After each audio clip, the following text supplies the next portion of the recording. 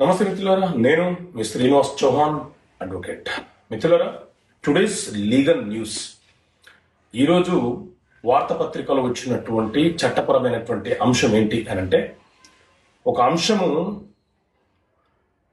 ఇద్దరు పిల్లల నిబంధన ఎత్తివేత అనే ఆర్డినెన్స్ కు గవర్నర్ ఆమోదం.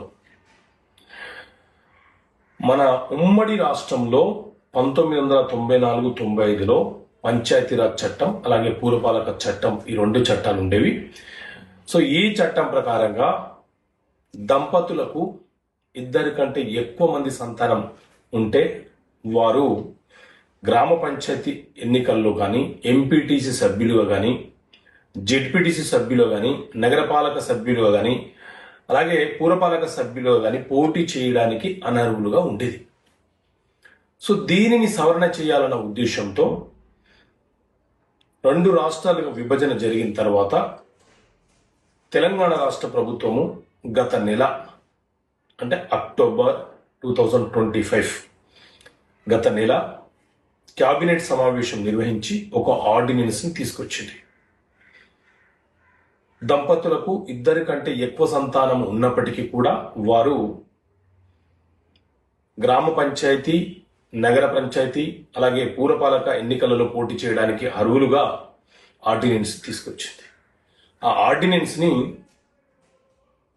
గవర్నర్ గారికి సిఫారసు చేస్తే గవర్నర్ గారు ఆ సిఫారసు మీద సంతకం చేశారు, ఆమోదం తెలిపారు. సో దాంతో ఇకపై జరిగే గ్రామ పంచాయతీ ఎలక్షన్లో లేదా ఇతర ఏ ఎలక్షన్లోనైనా సరే ఇద్దరి కంటే ఎక్కువ మంది సంతానం కలిగినటువంటి వ్యక్తులు కూడా పోటీ చేయడానికి అర్హత ఏర్పడింది, అర్హులవుతారు.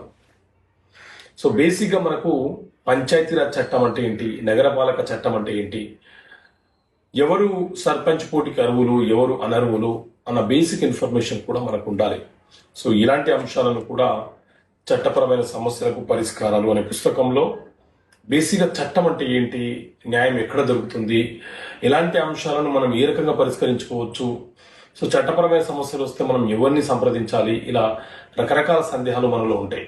ఆ సందేహాలను నివృత్తి చేయడానికి చట్టపరమైన సమస్యలకు పరిష్కారాల పుస్తకం ముందుకు తీసుకొచ్చాను. ఈ పుస్తకం కావాలనుకునే వ్యక్తులు ఇక్కడ కనిపిస్తున్న నెంబర్ కాల్ చేసి పొందవచ్చు. ప్రైస్ GST పోస్టల్ ఛార్జెస్తో కలుపుకొని 650 రూపాయలు. ఓకే మిత్రులారా, థ్యాంక్ యూ. జై హింద్.